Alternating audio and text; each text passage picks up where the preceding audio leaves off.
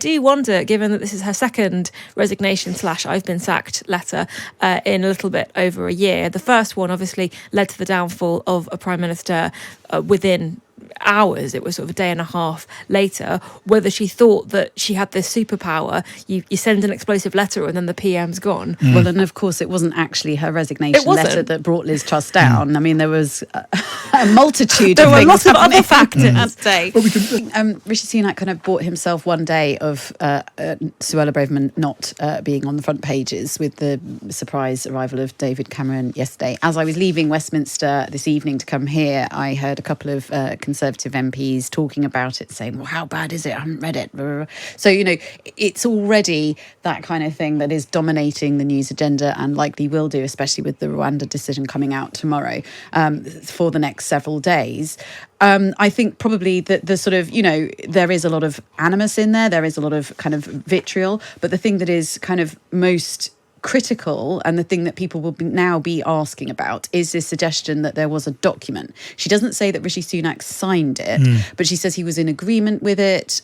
He gave her assurances that he was supportive of it. And in this document, she says there were 4 policies that he basically, in effect, signed up to. And they include stopping the boats, legislation around the Northern Protocol Bill remaining intact, and the EU retained law bill remaining intact. Those have not done. They've been watered down and changed. Things around education in schools, what kind of parents have access to, all of these kind of issues that palpably have not been dealt with in the manner that she has set out in the letter.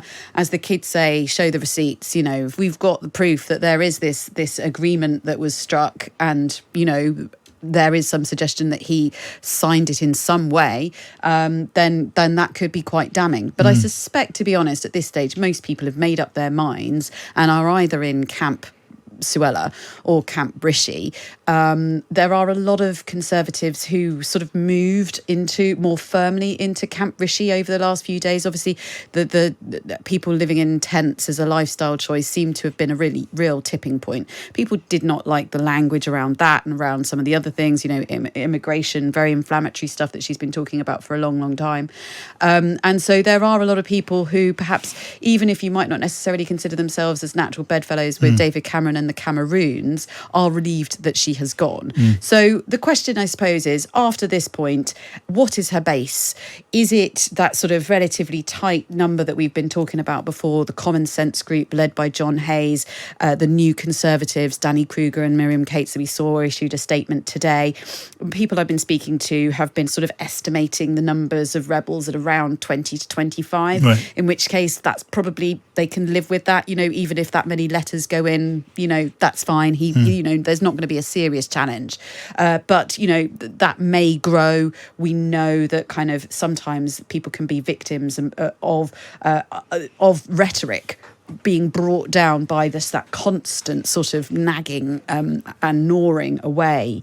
But either way, increasingly, I don't hear people talking anymore about Conservatives going into the next election and it being a hung parliament or it being a Labour minority. Increasingly, people are sort of talking about Labour majority of sort of 40-ish.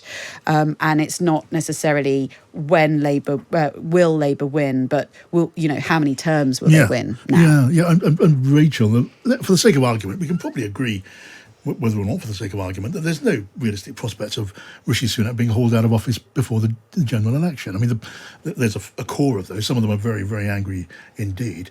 And maybe the point is there could be enough of them to keep alive the flame of rebellion. So there is a constant noises off coming in. He's never without criticism from his own party from within, some of it quite voluble, some of it from a number of MPs, some of them with quite loud voices, which just perpetuates the perception of a party divided, within itself. And we know that's always damaging.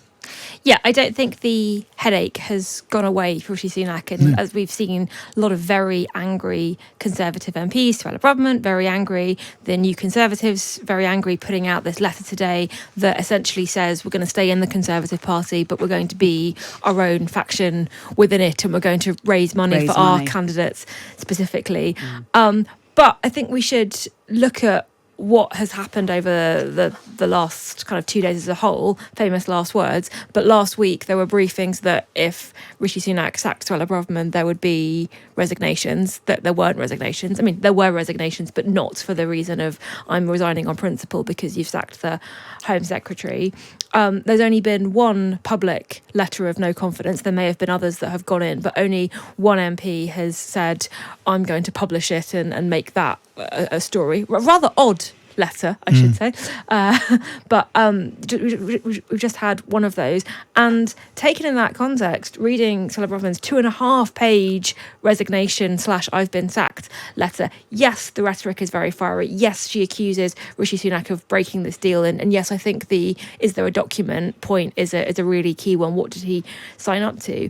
But it reads a little bit desperate to me. It reads a little bit like somebody who has just realised that they have lost their platform. They have lost the role, the great office of state that enabled them to be such a prominent spokesperson. They go into the backbenches, and so they have to really up the rhetoric, up the explosive language in order to make a point, because this is kind of the last time that she's going to have that platform, and I'm not going to say the last time people are going to listen to her, but this is it. This is the opportunity.